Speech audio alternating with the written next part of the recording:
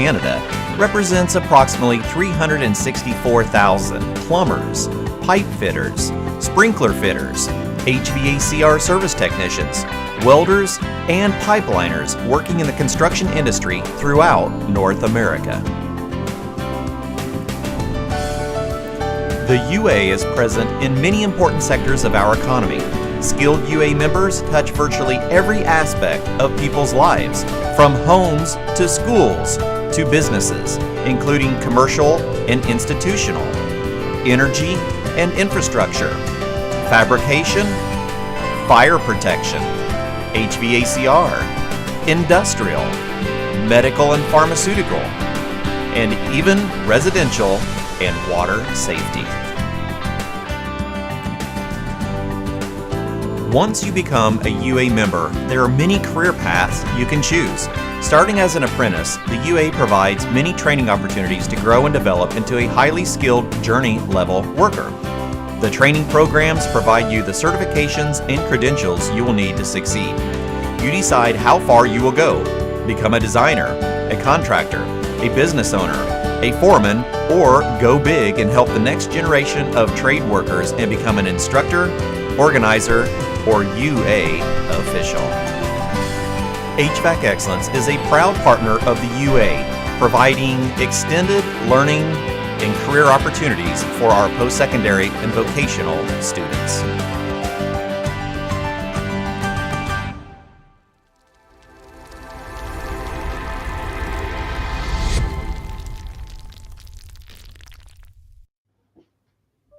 All right, thank you all for joining Did You Know, the ESCO HVAC Show.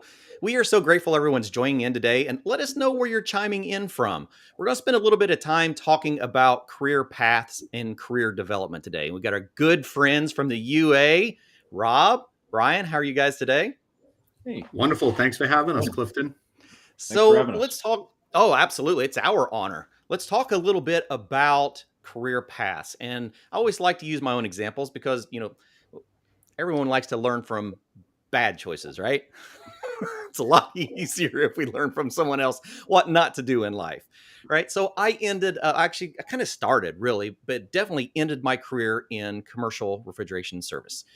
And I think I was a good service technician. I spent a lot of time in the field. I had an amazing mentor that taught me, he just taught me that if you understood how something worked, it would tell you what was wrong with it. So built on that principle, not everyone has that opportunity.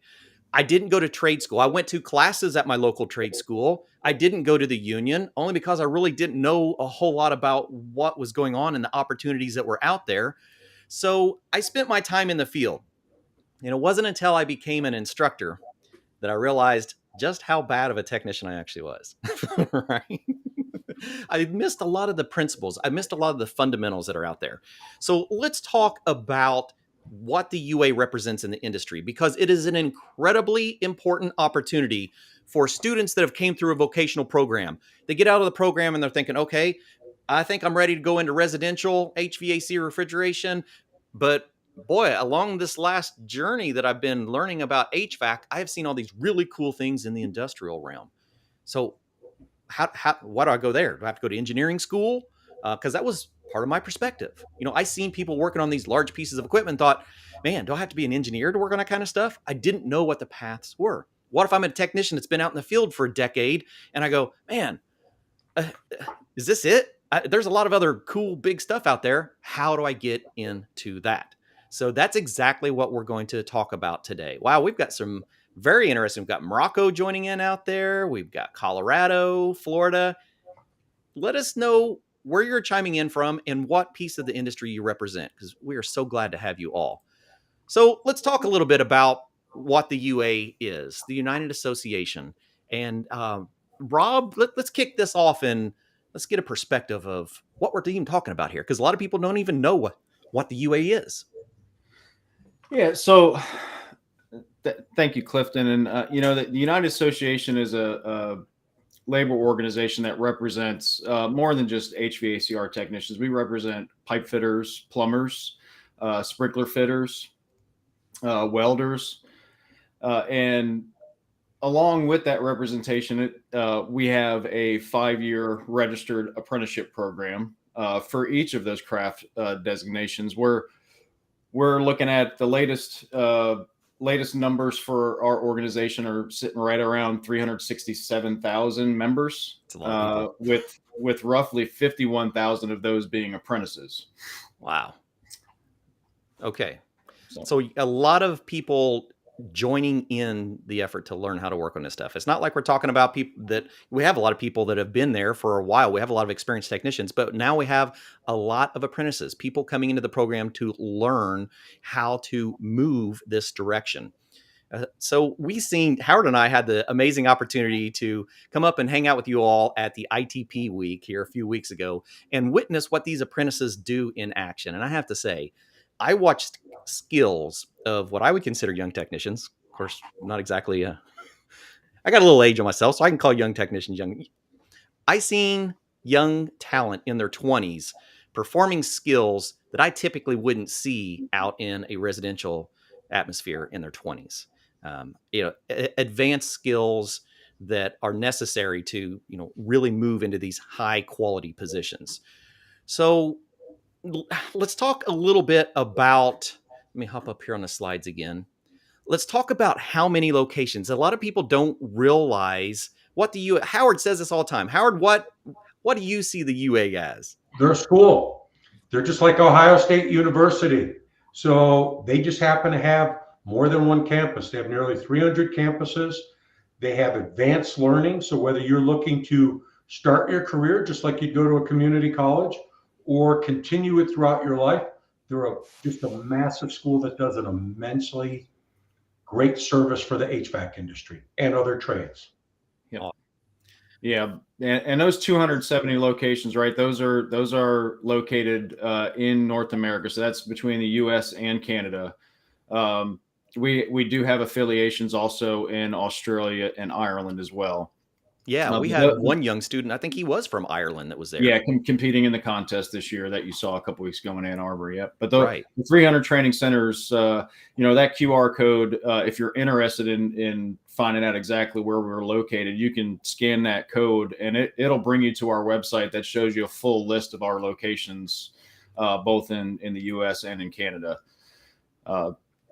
Fantastic. Yeah, take your phones out and grab a shot of that. We'll have some other QRs that you grab for good references here in a little bit as well.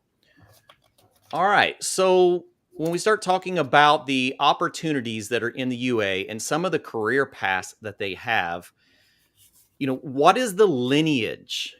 Where are our contractors, where are technicians going once they start looking at the UA? So say I'm a student and I've went through my local program. I've got my HVAC certification. I've decided that I want to look at the United Association to move into some big equipment and do some travel and work with some highly skilled technicians. What does that lineage look like? Yeah. You want to take that, Rob, or you want me to? No, yeah, Brian, you can go ahead and jump on that one if you'd like.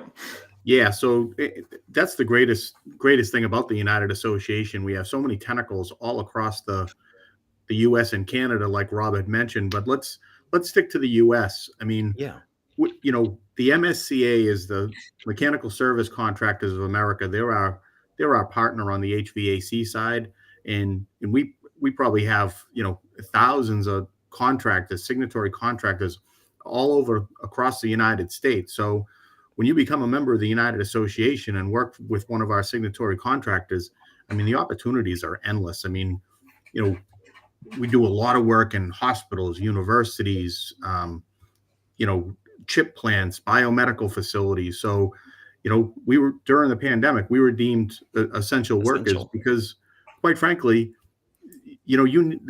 our customers or our end users need us to keep their equipment up and operational, no matter what the time is. That's so, right. When it's, say you and your family want to relocate, you probably can tell that I'm from Boston by the way my accent, right? Right. If my family wanted to relocate to Florida, we could say down in Miami or so. We have a local 725 located down in Miami, and it's an easy transition. So when you learn a skilled trade, as you guys know, you can take those skills and work anywhere. Yeah, absolutely. So we have organizations that work with our local contractors to make sure that our students are finding the right places, what kind of equipment. Because I'm sure one contractor might want to work at nuclear power facilities. Another contractor might enjoy working at med gas style facilities. And so you have the contractors that are very specialized for those particular jobs as you go forward. Well, Clifton, I think it's TMA, too many acronyms. People don't know what's Right. MSCA, what's MCAA, what's UA. And here, Johnson Controls, Carrier Commercial, Train Commercial, MCOR, McKinstry. When you think of some of the largest mechanical contractors in the US, they're typically members of MSCA, which is part of MCAA. So many people have heard of other contractor associations. MSCA is some of the biggest and best contractors in North America. Absolutely. So if you want to learn more about those two organizations, here we have the QR for the MCAA, the Mechanical Contractors Association of America, and the MSCA, Mechanical Service Contractors of America. So we can dive in and learn about each of those organizations. Now, if we start talking about, let me fast forward here a little bit, education and training. Right? What does the educational platform look like? Like, what can we expect? Say we're looking at the UA and we're going, okay, I think I'm interested in this 5-year apprenticeship. What's my path? What's our direction? Yeah. So the educational department at the UA takes many different pathways, depending on what craft that you're pursuing. My background is in HVACR service. So but I come from a local that was considered a combination local, and I had to learn a couple items from each of the crafts. And most HVACR technicians learn that no matter where they're from in the country, have a good understanding of building systems. But I mentioned that we have a registered training program with the Department of Labor. Yes, let's learn. We actually about have that. Yeah, so we actually have 7 different registered programs with the Department of Labor, touching all the different aspects of the piping industry. So we have a dedicated 5-year pathway for a plumber. The welding program, as far as it being registered with the Department of Labor, that used to fall under the pipe fitter category, and just recently we updated all of our standards and separated that out.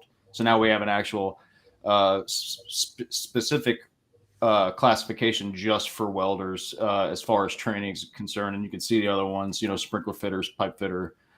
We have 2 different ones for the service field. So we have our initial one we've always carried is the what would now be considered for us the commercial industrial educational pathway. So that would be the HVACR service technician. And then we just developed a new one to capture training for residential light commercial technicians. Okay. Now, does this follow in suit with the changes in technology that we're seeing in our industry?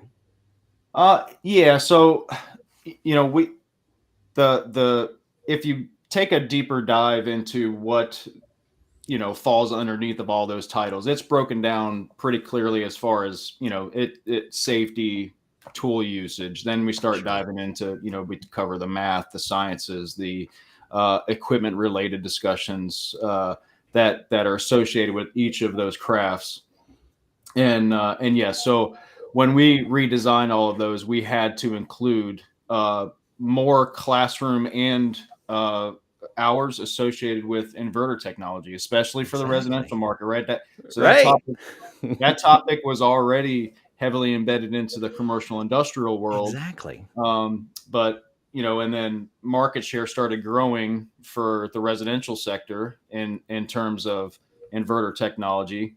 And will continue to do so moving forward over the next several years with the efficiency standards that have changed, the new refrigerants, manufacturers were forced to increase all that. So we had to modify our training to increase those classroom hours. The other part of our apprenticeship program, I mentioned it's a 5-year commitment. Our apprentices are working full time for our contractors while they're receiving this education. So it's not just the classroom that they're learning all this stuff, right? What the 5-year pathway is designed to bring them step by step through that apprenticeship, so that when they become a journeyman, they're ready, or, they can be released and be productive in the field, and safely do so. Exactly. Because there's a lot to learn, especially when we get into some of the industrial applications and now inverter technology. I'm so glad you guys are doing this. I mean, there's many times that Howard and I feel like we're like the bell ringers out here going, hello, everyone. Hello. We are just evolving. Say something on that too, though. Rob insinuated something, but we should spell it out. You earn while you learn. Right. You're actually getting paid while you're learning. And a lot of people say, their friends went to college and they're racking up 150, 200,000 in student loan debt, versus I'm actually going to school and being paid to go to school. Exactly. And so let's think about that. Like, while we're in school, this is a great point that Sam brought up. So while we're going through our training, are we only focusing on HVAC, or are we learning other curriculums, other pieces of the industries along the way? Yeah, no, in almost all of those craft designations, you're going, the coursework is going to spill over into the other crafts in some way, shape, or form. So yeah, we're definitely learning all of it as we go through. I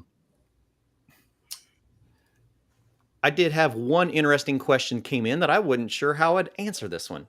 So thank you, Hassan, for asking this. So if we have, say, an experienced technician that is in another country, how many countries do you know that work with programs like the UA, if the UA is not available in their country? Are we getting too far out of the US spectrum? Yeah, I think Rob mentioned earlier, I'll take a stab at this one. I mean, yeah. Rob mentioned earlier that, the United Association has affiliations in Australia, Ireland, and Canada, and, primarily in the United States as well. I'm not sure that we could steer somebody in Bahrain. Yep. But, we could certainly take down some information and do a little bit more research into it. Or come join us, Hassan. So, all right. So let's talk a little bit about, as Howard and I, as we were talking about previously, went up to our instructor training program. Let's talk about educating the educators, because a lot of these new technologies, especially when you're talking about like inverters and things that are changing in the industry, it's very important to make sure that our educator workforce is also up to skill. So let's talk a little bit about what happens at your annual ITP week, your training program. Sure. So, our apprentices, they are trained back at their home locals by other UA members.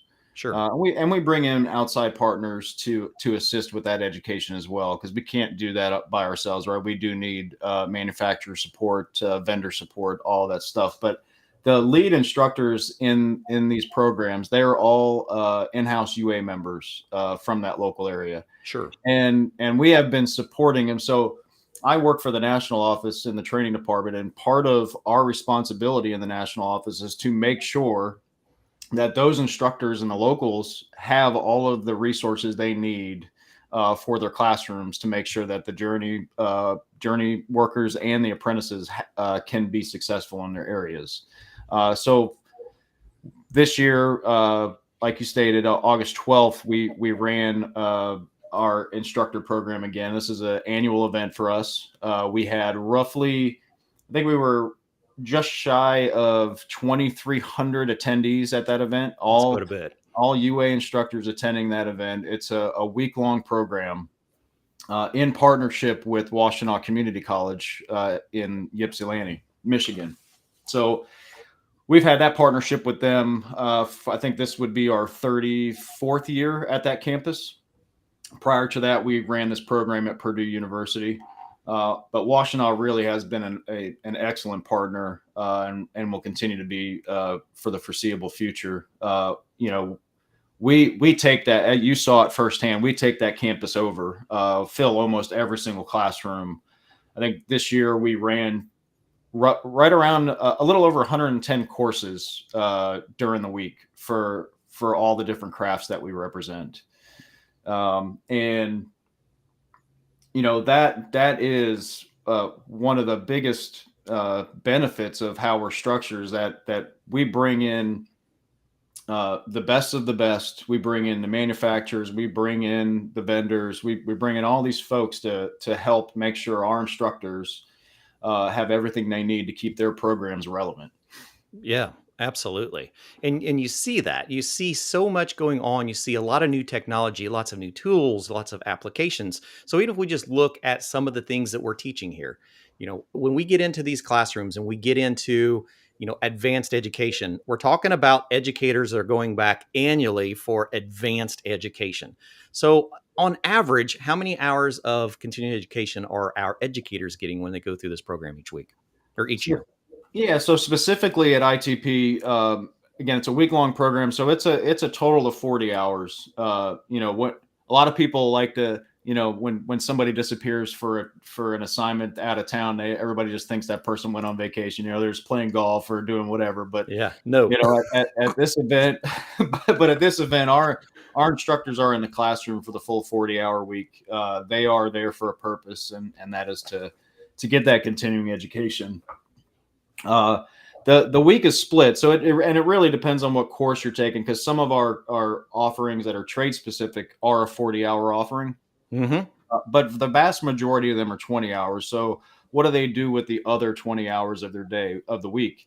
Well, they take a professional course led by the instructors at Washtenaw. So they're taking professional level courses that is designed to build on their instructional, materials and resources, teaching them how to put a class together. Because again, our instructors classroom construction, right? Our instructors came out of the field, right? They worked exactly in the industry directly. They, so we made sure we put resources in place to make them a better instructor, teach them how to put lesson plans together, syllabus, rubrics, the whole 9 yards, things you should be doing in the classroom. And then they're more than capable once they have that information to insert the trade items right into the current curriculum. Had a good question that came through. It's probably a good time for us to talk about that. So Upendra, so let's talk a little bit about ways that you can connect with the UA. Right? So we did have the one QR earlier that would get you into a website. Let's also talk a little bit about going directly over to connecting with the UA, right? If you want to learn more about the UA and how to connect and the different opportunities, here's another one that can take you over to a variety of opportunities and connection points within the UA. You can also go to ua.org and start learning a little bit more about the United Association. So just some good additional resources for you to be able to connect, because that's what we're here for. It's about education and making the pathways for connection along the way. Because I'm sure as you're seeing things, you're going, I'd be interested in that. I'd like to learn more about that. I mean, even myself, when I go to some of these training facilities that the UA is teaching on, I'm seeing educational opportunities and advanced equipment that I don't typically see even in manufacturer training. We're talking about very unique learning opportunities. I mean, when's the last time that you actually had the chance to go learn about teardowns of chillers and compressors without having to do it in the field? All right. Because we do it out in the field, that's a harsh learning lesson. Yeah, we may learn along the way, but it's not always the ideal scenario. Wouldn't it be nice to be able to step back and actually look at those in a comfortable, educated environment? Greg Crumpton, man, thank you for joining so much, Greg. We're so glad to see you here. Been at this for 41 years. Thank you so much. So this is where you go. This is where you start looking at these advanced career options when we're talking about the refrigeration, we're talking about HVAC, we're talking about plumbing, pipe fitting, all places for you to take that next step, to push yourself. Because sometimes we get stuck in a rut, don't we? I mean, Brian, I think you and I talked about this a little bit when we were in Vegas. Sometimes we get to a place and we go, what do I do? What's next? Well, I got to tell you, it's a real exciting time to be in the HVAC industry with all the changes in technology, the changes in environmental policy. I mean, the sky's the limit. I mean, you want to stay busy and stay engaged in a craft that will always keep you on your toes and interested. HVAC is the way to go. I can't think of I've been at this for 33 years. I can't think of a more exciting time in the industry than right now with all the changes going on. And if I may, I just want to talk a little bit more about that instructor training program as a proud graduate of the instructor training program out at Washtenaw. I mean, it's just probably one of the largest train the trainer programs that we have. And like Rob had mentioned, not only are they teaching you the latest and greatest technologies in your craft and a variety of them at the same time, they're also teaching you teaching techniques, and we have the ability, after the 5-year program, not only to graduate as a UA certified instructor, but you also have the opportunity, if you complete your general eds, to actually earn an associate's degree as well. So not only are you improving yourself so you can take that knowledge back to your members, you're actually bettering yourself with a college degree at the same time. I mean, it's just an incredible opportunity, and I can't say enough about it. No, I can't either. That was my first year of going to ITP. I know Howard's been there quite a few years, and I was prepped for what to expect. And I can honestly say I was not prepped enough. Well, let me just say that I encourage everyone. Clifton did a roadshow video. If you're on our website, go to our YouTube channel, look at it. What people don't get, so I've been going there since 2007. What I see is, Rob mentioned there's a couple thousand instructors there, but there's an apprenticeship contest going on. There's industry partners that come in. There's mobile training centers. They take over a very large community college campus.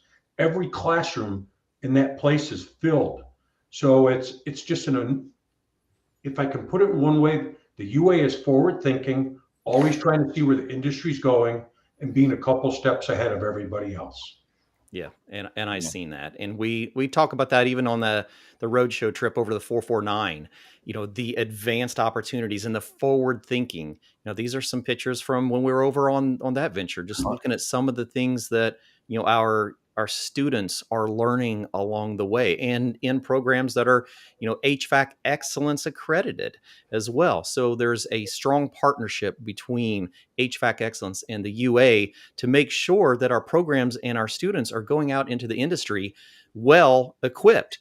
And so talking about that, Rob, let's run on our trailers. So you guys have these phenomenal training centers, and I know that you can't have 300 brand new training facilities around the country. You've got a little variety of everything, but you make sure that everyone is equipped with the same opportunities.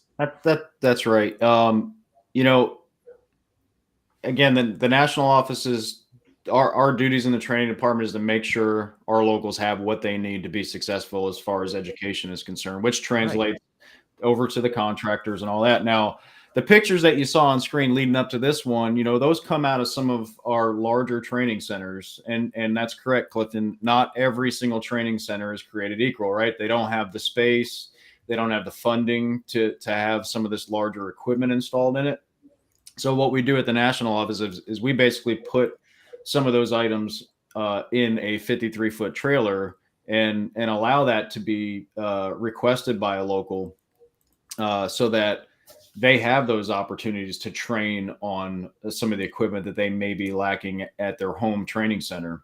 The trailer you see on screen here, the commercial HVAC lab, that is our newest trailer in our fleet of roughly 50 trailers out there. So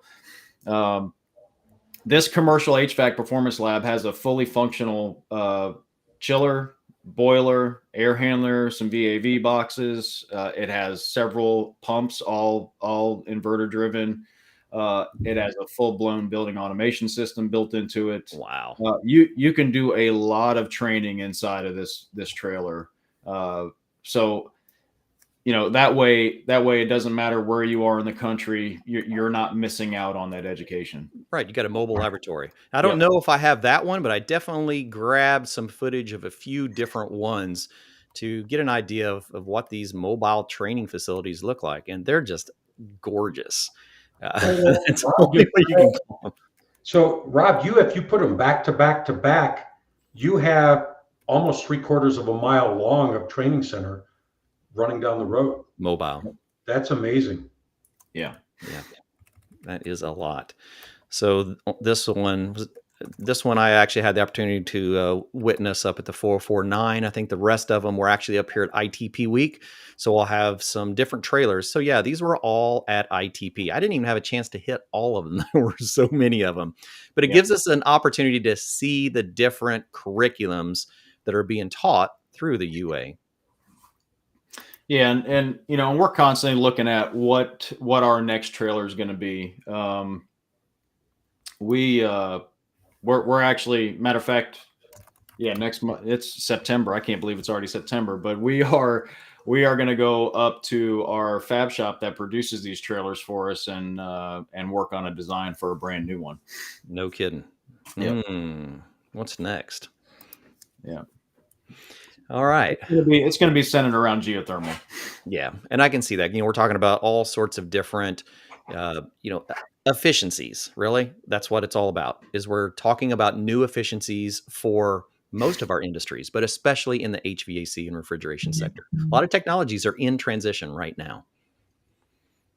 Yeah. And we have several, and I'm glad you had a welding trailer in here, because a lot of our training centers don't have the space to have as many welding booths as they might need based on the local demand for the welding. Sure. So we do have several welding trailers, and we have the ability to ship out additional weld booths on demand. Yeah, because I've seen two different styles of welding trailers here. I've seen a 50+ footer, and then I've seen a shorter one, and you can tell it was for additional bays. Yep. Cool. I had fun just checking out the trailers, honestly. I'm thinking, man, what is the classes like for these things? Yeah. And I want to back up to a comment Brian made, and thank you for pointing out the additional benefits of our instructor program and our apprenticeship, the college credits that are associated with this. I think I saw a comment. I believe Todd was asking who we're accredited through, and if there was any SMHEs and or CMHEs. Sorry. Yes. So our instructor program is accredited through Washtenaw Community College. Just that program alone. So when our instructors complete that 5-year journey, they're issued college level credits just for that program. Our apprentices, because how we have it structured, Washtenaw Community College actually recognizes that completion of the apprenticeship program as being worth 45 credits. Wow. So when you combine the apprenticeship credits, the instructor program credits, you're only a few gen ed courses away from being able to secure that degree. Like really close. Yep.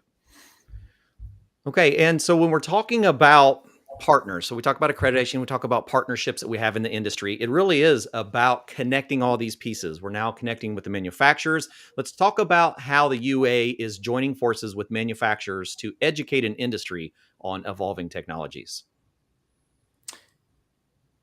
Yeah. So something else that we're always striving to do is again, build and grow our partnerships with our the manufacturers of the equipment we're working on.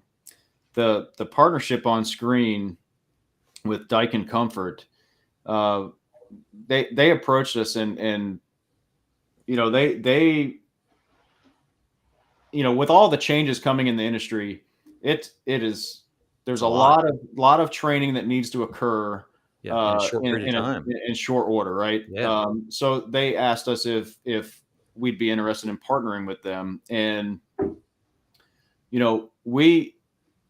because of our deployment system for our instructors, we sat down with Daikin and we developed a train the trainer on their VRV product. So essentially what's going to happen with this program is, as our instructors take these courses, they're led by a Daikin instructor. They will go down the same training path as the vendor.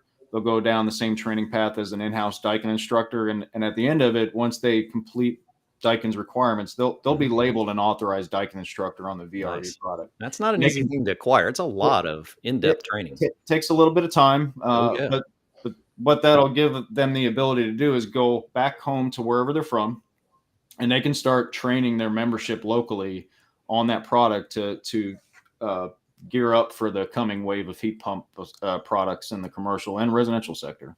Yeah, and that's the beauty of this little facility that has been established with your partnership with Daikin, is it represents a variety of different inverter technology that's not just coming to residential, but to commercial and industrial applications as well. So we all have a lot to learn about inverter technology. Yes. All right. So let's dive a little deeper into some of our associations. Let's talk about VIP for a second. Yep. So the education department, just not just the education department, but the United Association, we don't shy away from realizing there's a problem and wanting to fix a problem and help folks through those problems. Sure. Mike Hazard is our program administrator for the Veterans and Piping program. What this is we use our training funds from it. It's 100% funded by the UA. This is a transition program for military service members. So what that means is that we run these service members through an 18-week accelerated program. There's a couple different ones across the country. We have welding programs. We have 2 HVACR programs, one in Seattle and then one in Norfolk at the naval base there. Sure. A sprinkler fitter program. And it's an 18-week accelerated program. We give them everything they need to be successful once they separate from the military. Not just training them, but we set them up with job interviews. We make contact with the local where they're going to relocate to when they separate. Sure. And then we place them with a mechanical contractor in that area as well. All right.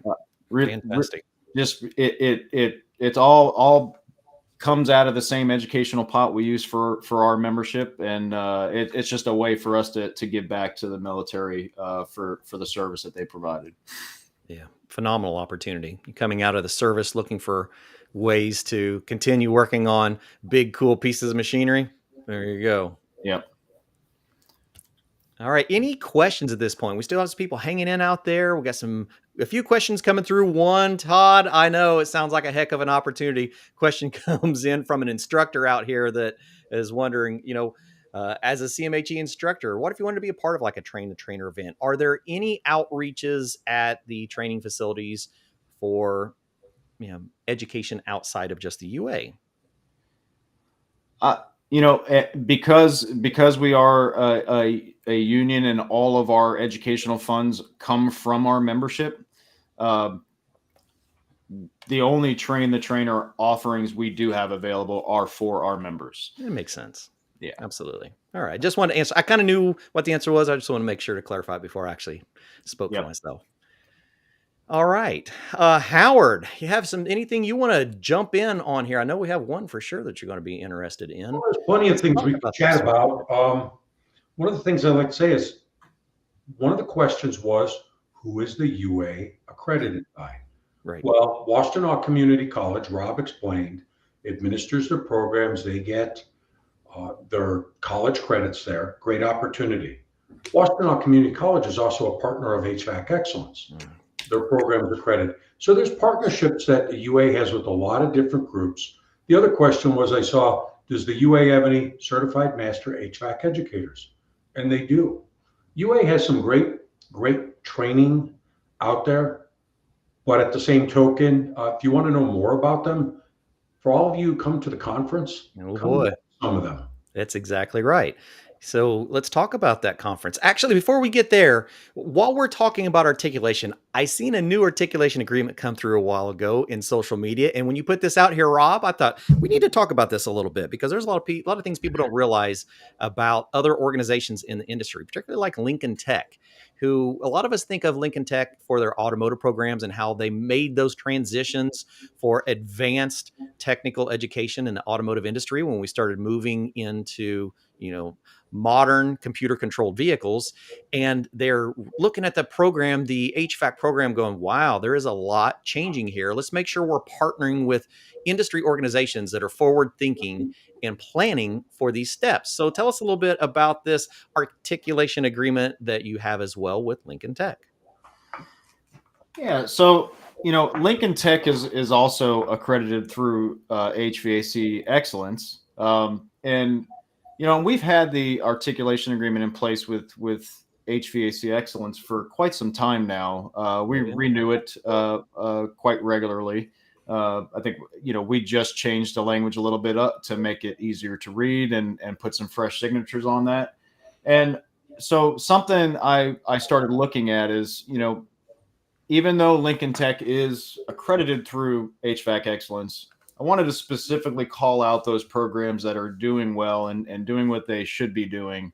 And this, Howard, me and you talked about this. It gives a student from a post-secondary program that opportunity to feel like their achievements were worth something, right? They spent this time at a trade school.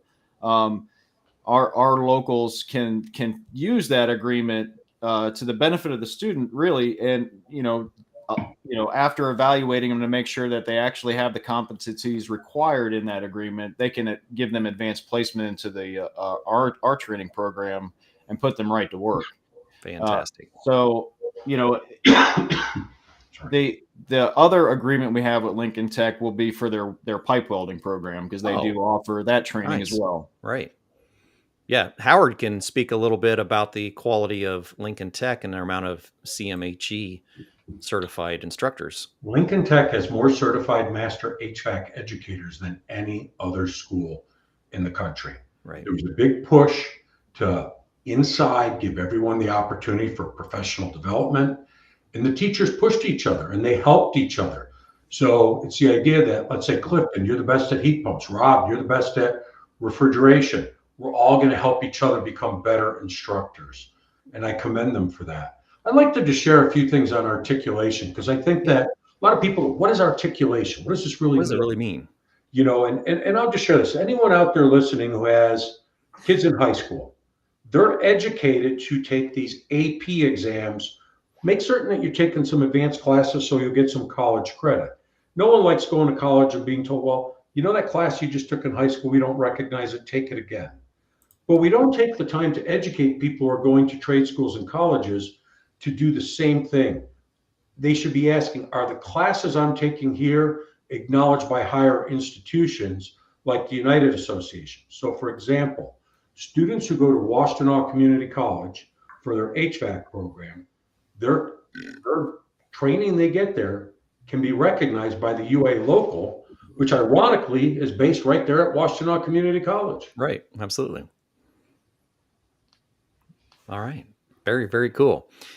And so speaking about the conference, we were talking about that just a little bit ago. Now, there are a lot of opportunities to connect to the UA. So we've talked about resources to get you in contact with training opportunities and how to get to their main organizations. What about just meeting them in person and having conversations about career pathways?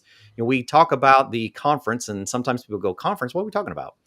Well, every year we gather all of our primary instructors from around the country, from institutions for training, from United Association, from our technical trainers, from equipment manufacturers, from professionals from all over the industry. And we gather to make sure that we are staying current together, that we're learning about new trends and technologies and new codes, and we're learning about where the industry is going. So we invite you to come join us. We'll be hanging out in Las Vegas, as we typically do this year. And we'd really like to see you there and get a little bit deeper education in what the industry is doing and what your paths can look like. Well, Clifton, you and I talk about this a lot, and some people know we're a broken record on this here. I'll just share something that, Brian, you'll relate to this. Back in 1979, people were waiting in line for their 8 gallons of gasoline on even or odd days, and the gas stations would run out of fuel. Did we get rid of the internal combustion engine? No. We got rid of the carburetor. We made modifications to the engine, but what happened at that time?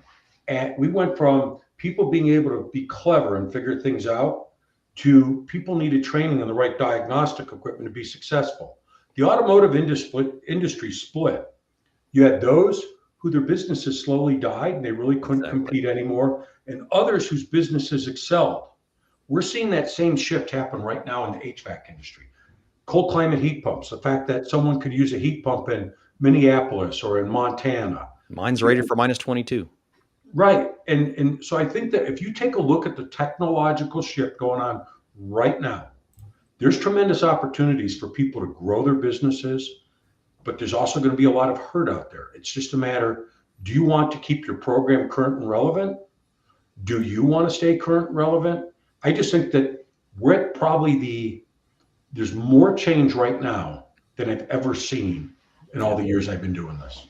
I agree. Brian and I talked about that a little bit when we got into the industry. We witnessed the CFC and HCFC transitions in refrigerants, right? We've witnessed SEER 2. We've witnessed 410. We've seen things happen in chunks. And now we're at a time where not only are we doing refrigerant transitions in residential, commercial, and industrial, we're seeing equipment changes in all of the above. So we are all making transitions together that is, it's going to take an entire industry working together, learning where these opportunities are, finding where the paths, and getting plugged into the right connections to stay current with all of these different changes. Yeah, 100%. And there's one thing that we all have in common, especially, the four of us on this podcast and everybody tuning in. We're passionate about the industry. We're passionate about the HVACR industry. And I'll tell you, there's no better place to network than the HVAC Excellence Educators Conference. I mean, you meet people from all over the country, all, that teach in all different forums, whether it be vocational technical high schools or technical colleges or even private places. And you just have the ability to really network with all people of the same interests. And one thing that I found the last couple of years that I attended is, there are so many different paths. I mean, we all started out as HVAC technicians, and then as you learn and grow into the trade, there's so many other opportunities in the industry, whether it be sales, owning your own business, into training, like Rob. I was passionate about training, and that's what kind of led me to my career path, and becoming a union official. And and that's, there's so many different paths. Clifton, you and I talked about this before. It's a difficult trade. It's not always easy on the body. So having opportunities in a lot of different other areas of the industry rather than just going out and troubleshooting HVAC stuff every day, that's an incredible perk to this type of industry as well. Well, Brian, we always talk, this industry is a lot bigger than people realize, a lot more important than they realize. COVID brought that out. One of the things the UA does, look, you train people to put in the medical gas lines in the hospitals. That's right. That's a specialty job. We're putting in at hospitals, we put in airborne infection isolation rooms. We're trying to keep the virus in this room from not going anywhere else in the building. Right now, how are we doing this? This is all going through a data center. Number one cost of running it, cooling by us. How do we open the schools again? Indoor air quality. We could play this game all day long. This industry is so many great opportunities. And by the way, everyone watching, ChatGPT and AI cannot replace our jobs. That's right. These jobs can't be exported or automated. And as far as the conference goes, look, I appreciate what Brian said. It's, to me, both the UA and HVAC Excellence were two sides of the same coin. We have a puzzle and we're trying to fix it. What is it? We're both passionate about changing the industry and moving it forward and helping everyone through education. Exactly. So whether it be HVAC Excellence, the UA, we're here to help you. I would like to tell all teachers out there, I know you have more job openings than you probably have students to place them with, but take a serious look at some of the MSCA contractors in your area. Take a look at, for example, here, gentleman just said he's from California, Mesa Energy, which is part of MCOR. Yep. Great salary, great benefits, possible pension, company vehicle. I'm just saying, let's start putting people in the best careers, because if we're going to solve the recruitment shortage problem in this industry, it starts from filling from the top, not from the bottom. Yeah. Absolutely. Todd brought up a really good point that we need to make sure to address. I've seen quite a few, technicians, students joining in. This is for our industry. This is not just for educators. This is for education. This is to learn every avenue that is out there. This is to find where those next level careers are. This is to look at the next generation of equipment. This is to look at the next level and generation of refrigerants and to find out how to properly handle them, to actually have the time to work with the trainers that teach these curriculums and create all of these training pieces that we need. We all need this. We all are going to be learning new things over these next few years, no matter what aspect of this industry you are in, whether you are in the repair side, the installation side, the manufacturing, the distribution. We are all in a transition. That's why we're calling this the evolution of education. For our industry, it is. We are evolving as an industry.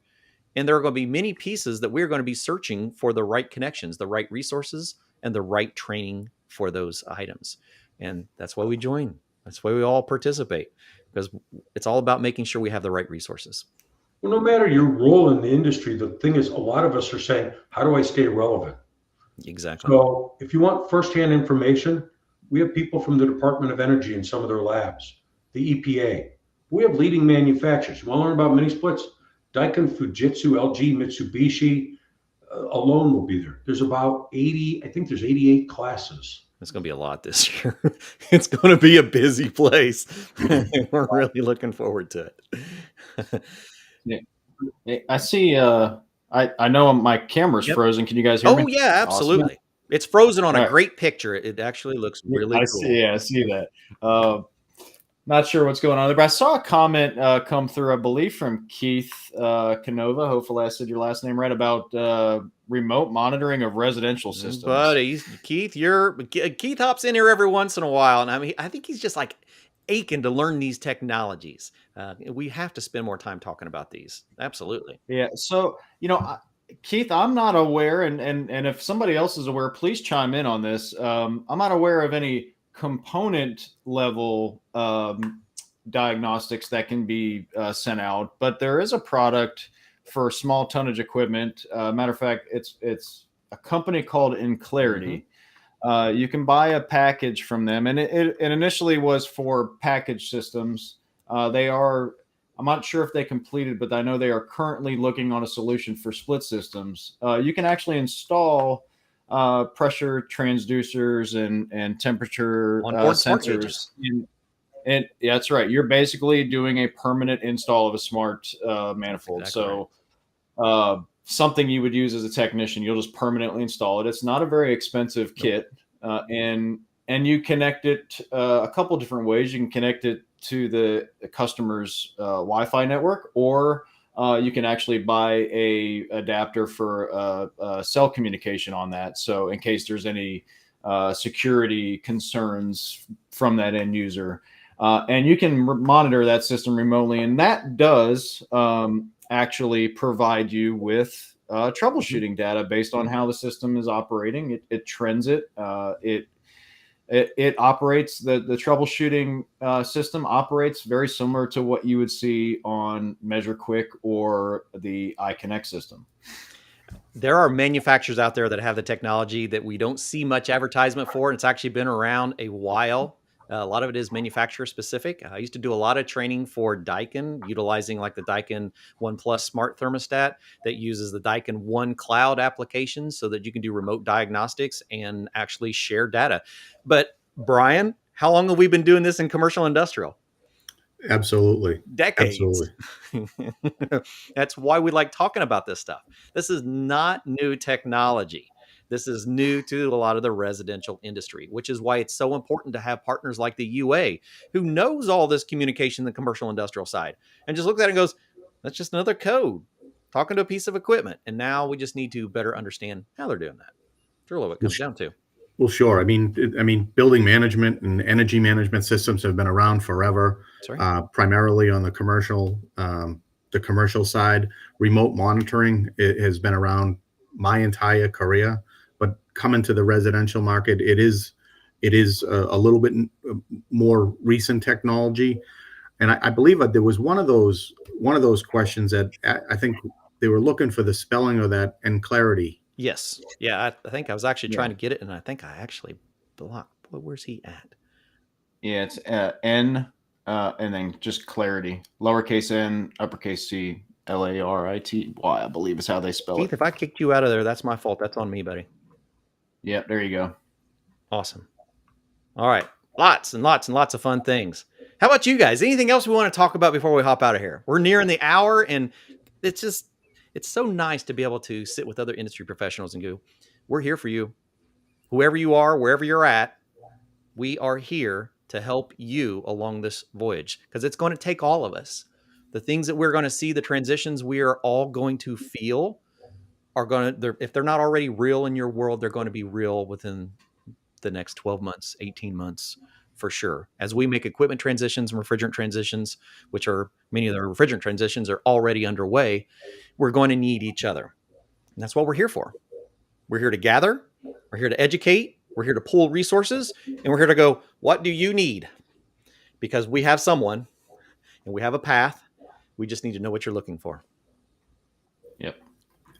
So maybe just to punctuate the ongoing training and education that's going to constantly be needed. I mean, even the most senior journey persons today are going to have to continue to educate themselves. I mean, with the proper installation techniques for these new heat pumps and these variable refrigerant systems, it's never been more important. And I think this past June, for the first time in United States history, residential heat pump sales surpassed gas-fired furnace sales. So that's right. Yeah, I mean, this isn't just lip service. It's real. It's happening. It's happening real time. And I'm happy to be on and able to discuss this stuff with you guys today. Appreciate it. Brian, how many people in your area, as part of their formal training, worked on heat pumps? Probably very few, right? Very few. And now they're being asked to learn heat pumps, inverters, and a whole slew of things all at once. Yeah. Inverters alone. I will say this boldly. If you currently do not understand and don't know how to service inverter technology, you're going back to school, whether you like it or not. Oh, yeah. Absolutely. But everyone needs to go back to school, and I think that's the whole point. It is. So if there's any students out there watching, and there's a lot of great opportunities out there. But when you're graduating, take a serious look at some of the opportunities to continue your training with the UA, their employer partners, the MSCA. The industry's a lot bigger than most people realize. And I'm just going to tell you, you won't regret it if you take a look at some of those big opportunities laying in front of you. So true. All right. I think we're going to wrap that out, everyone. We're right about 58 minutes. We still have quite a few people hanging in. So this is obviously the kind of topics that we need to be talking about. Brian, thank you for joining in here with us. It's just such a pleasure to have you here. Rob, it warms our heart to have partners of the industry joining in this effort, ringing our bell. That's really what we're doing. We're ringing a bell. Hello, everyone. We love you all. We want you here. We're going to help you. Come along. It's going to be a fun ride. It's going to be kind of crazy, but we're going to make it fun along the way. No, thank you for having us. Thanks, Absolutely. Clifton. Thank you. And we'll see you all next week on Did You Know? The ESCO HVAC Show.